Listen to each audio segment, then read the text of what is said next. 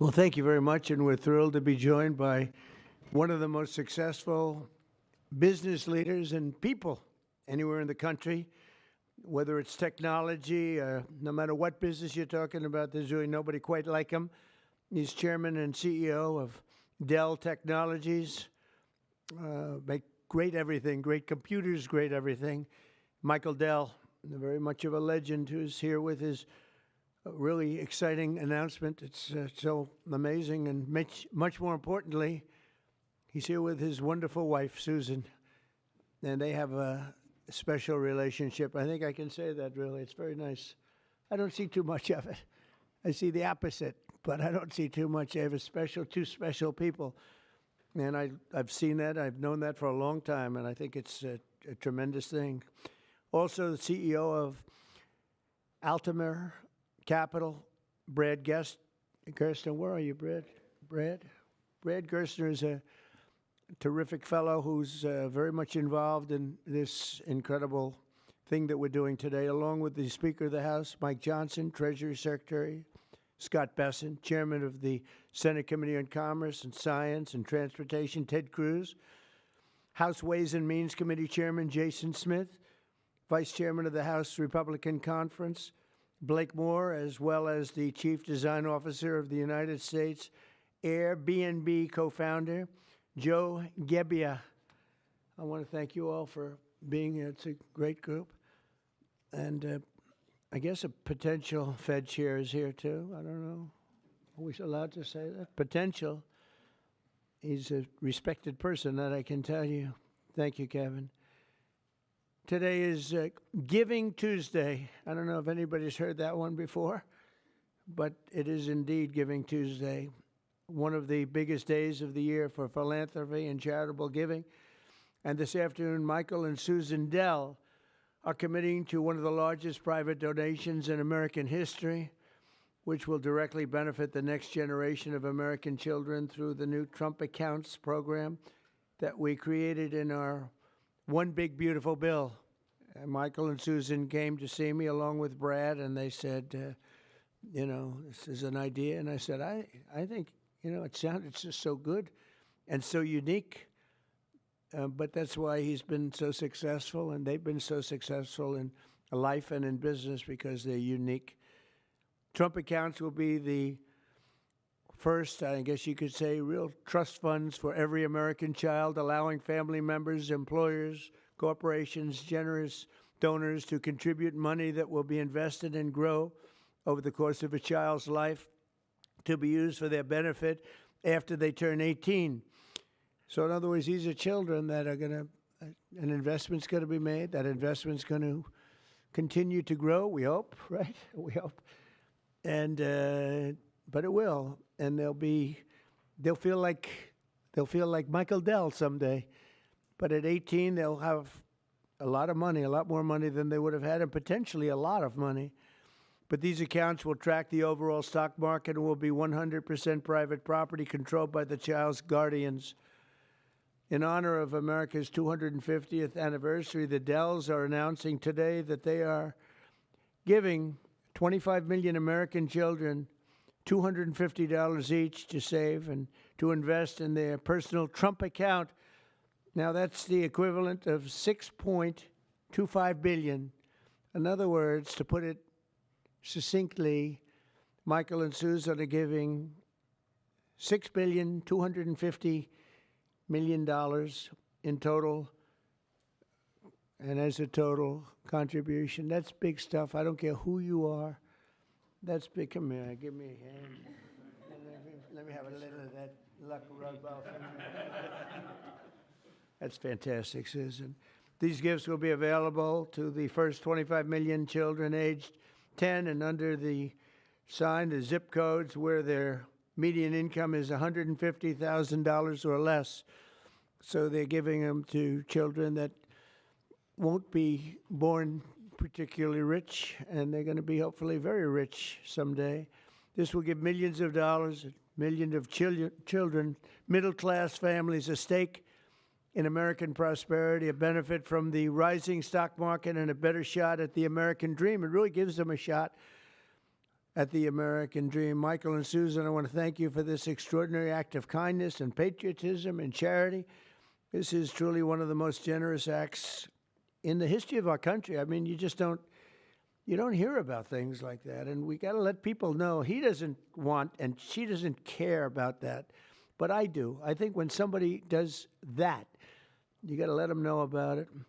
As I mentioned, this gift is being made possible by the largest tax cuts in American history, which our Republican majorities passed earlier this year, and the Speaker worked so hard, and John Thune and Jason and all of them, every one of them. Ted Cruz is with us. He worked so hard getting that done. That was the biggest, most consequential bill they say ever passed. And you know, if they remember, Michael, they thought we had to put that in 12 to 14 bills. I said, I don't know if we can hold it that long with the Democrats. And we said, let's try doing it once. So we did, and people were surprised, but we got it done. So I congratulate you guys. Amazing job. Under that bill, the federal government will also automatically be making a one-time seed contribution of $1,000 into the tax-deferred Trump accounts for every newborn U.S. citizen, fulfilling a promise I made in the 2024 campaign. Trump accounts should grow to be worth many thousands of dollars by the time the child is 18, and even more by the time they are 20 or even 30 years old. We think it's going to be something really unique and really special. We hope many others will follow Michael and Susan's example and make their own contributions. I'll be doing it too, to the next generation, including businesses, churches, philanthropists, family members, and parents themselves. I think we're going to have a lot of people, Susan. I think a lot of people are going to be contribute. A lot of people are watching us right now. They might not be $6 billion plus, but there'll be a lot. There aren't too many people that are in the 6 billion range, but there'll be a lot. A lot of friends of mine have already told me they're going to contribute a lot of money, and a lot of them are going to leave a lot of money in their wills, so that's very important. And as you watch us today, I hope you'll be doing that. Contributions to Trump accounts will also be a great benefit for employers to offer their workers, which they'll be able to do tax-free. It's tax-free. We expect hundreds of major companies to announce plans to contribute to these accounts in the coming months, and we've had tremendous interest in that regard. So the Trump accounts will be available starting on July 4th of next year. And Michael and Susan, to you again, it's an amazing act of just incredible everything. I mean, the life you've led to be able to do this, even to be able to, even a lot of people have a good heart, but they can't give $6.25 billion. And Michael, probably knowing you, it's not the last of it either. It's not the last. But on behalf of the United States of America, I want to thank you both, and I want to thank all three. But I want to thank you both because you've been friends of mine, and it's a spectacular couple. This is really an amazing people. These are unique. And I'd like to have you come up and say a couple of words and tell us what you have in mind, because what you have in mind is good. Thank you very much. Thank you. Daniel, do you have a question? Yes, sir. These programs seem to create an opportunity for parents to create unprecedented financial security for their children, sir. Do you believe that these accounts will be a big part of your legacy when everything goes down? We've heard talks about you being a legacy as a peacemaker, but this is a really big deal. Yeah, I appreciate that. I do think so, and I think it's a big part of everybody up here today. This was a group that was very instrumental, and in particular, obviously, Michael and Susan, it's a big part of their legacy. You know, they've got a big legacy anyway, but this is maybe going to be as important or more important than anything they've done thus far. It's, you know, looking back in 100 years from now, I think you're going to see some things that are they'll be talking about this very day. So thank you for that question. Yes, please. Thank you, Mr. President. These accounts were originally discussed as a way to incentivize people to have more children. Are there any other policy proposals you're looking at like this to encourage the birth rate to increase? Well, we are looking at programs. We're looking at, there's a certain Australian plan that people are liking and they're talking about. You know what I mean?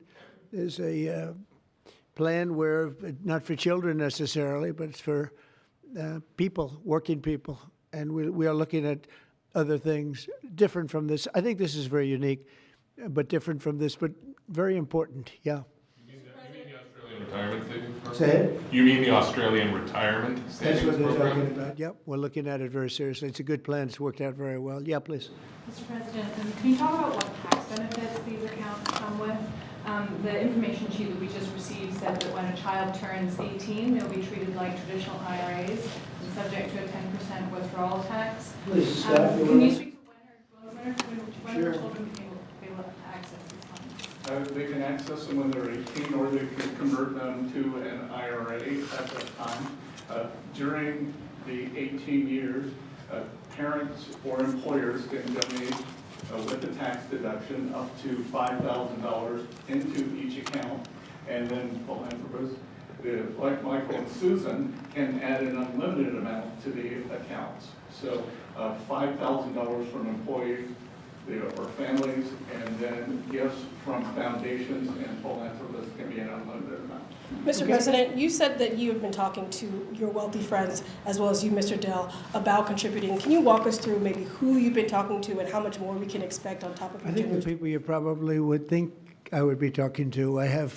There's a group of people out there that have been very successful, and we've already started talking to them. You know, we're doing ballrooms, we're doing arcs, we have a thing that's being planned that's going to be a great tribute to the country, as you know.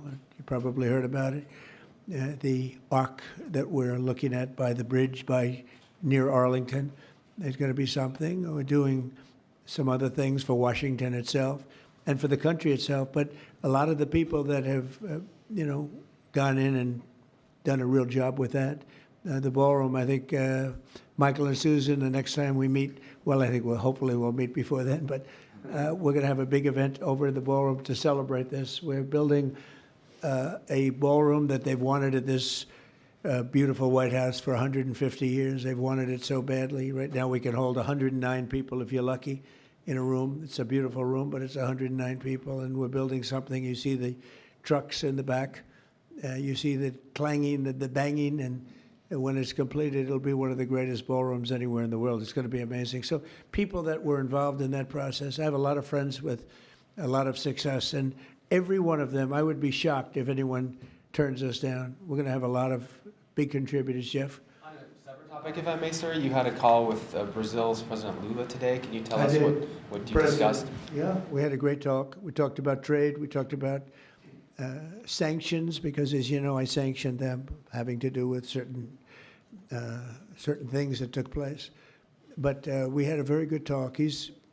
I like him. Very good. We had some good meetings, as you know, but we had a very good talk today. Yes, I did. You also pardoned the former president of Honduras, and he was released from prison I yesterday. did. Well, he was the president, and they had some drugs being sold in their country, and because he was the president, they went after him. That was a Biden horrible witch hunt, which was, a lot of people in Honduras asked me to do that, and I did it. I feel very good about it. If you have some drug dealers in your country and you're the president, you don't necessarily put the president in jail for 45 years. That was a Biden-inspired witch hunt. Did his letter impact your decision on Yeah, that, sir, please, from go ahead. Mr. Stone? Thank you so much, Mr. President. Your decisions, recent decisions to Syria, renewed many hopes for the Syrian people. And now the minorities in Syria, like Kurds, Christians, and Jews, they once U.S. helped them to have some sort of autonomy and their rights being protected in the Syria. How do you we're going to give view them help, and I think Syria's come a long way. The new leader of Syria was here, as you know, 3 weeks ago, and he was really into making that country, bringing the country around. Not an easy job. Not an easy job. It's centuries of problems. But I think he's going to do a good job. I mean, I have a lot of confidence in him. Yeah, please. Mr. President. In the broader context of the economy with these childhood investments, we just saw the biggest Black Friday in history, up 4.1% from last year, $26 billion. Hasn't told me about that. We also saw that they're going to spend $1 trillion on Christmas this year, $1 trillion. Yeah. Increasing 4.1%. 25 states, gas is below $3, a handful below $2.50 and getting better. Energy policy matters. The I like this guy. And timing matters. Who are you with? Real American Voice. That's what I heard. That's what But I time like you matters. very much. Keep talking. So if you invest in these children now, the economy, the better the economy is, the better for the children, right? We're in Yeah. a pretty good spot right now. Sure. Well, I do, and I appreciate it. No, we have an amazing thing. We have over almost $20 trillion of investment coming in. I don't even know if you know that. 20 trillion, that's a lot by any standard, right? But Biden, as an example, I say this, his administration over a 4-year period had much less than $1 trillion. And we're up to 18, I guess right now, Scott, about 18 trillion in 10 months. And there's never been a country, China, no country has ever done anything even close to that. Even if you figure 20% of that, no country's done 20%. And it's because of tariffs and I think because of November 5th, the election day. But we have now under construction, I guarantee you're expanding a lot of your different places, right, for Dell. But we have places like that. We have car companies. We have AI coming in at levels. Nobody's ever seen anything like it. It's amazing. And all of these places, hundreds and hundreds of plants, thousands, they're going to be opening, and they're going to be producing a lot of success, a lot of jobs. And I say it all the time. The king of Saudi Arabia said to me a year ago, he said, 1 year ago, your country was dead. And now you've got the hottest country anywhere in the world, and that's what we have. And it's one of the reasons Michael's able to do this. It's one of the reasons I'm able to be here and, having really run a very successful campaign. We won all 7 swing states. We won the popular vote by millions. We won the districts. I'll tell you, the district vote is the most impressive. 2,750 compared to 550. That's some difference. And we just had a tremendous election and a tremendous vote of confidence. And thank you very much for that question. Thank you. Mr. President,